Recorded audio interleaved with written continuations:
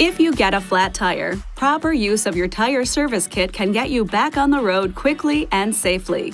If equipped, the tire service kit is stored in the rear cargo area under the load floor. If you do experience a flat tire, pull over to a safe location and turn on your hazard lights.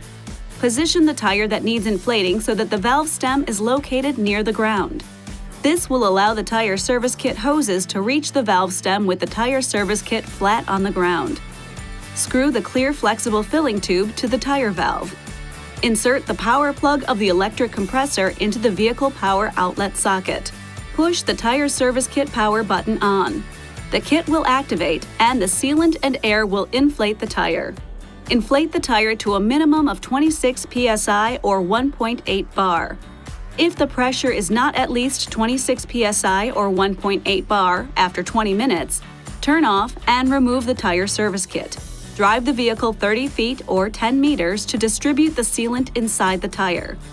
Repeat the inflation process. When the correct pressure has been reached, drive the vehicle for about 10 minutes. Stop the vehicle and recheck the tire pressure. If pressure is less than 19 psi or 1.3 bar, do not drive the vehicle. Contact an authorized dealer. If the pressure is at 19 psi, 1.3 bar or above, repeat the inflation process to reach the correct tire pressure and continue driving.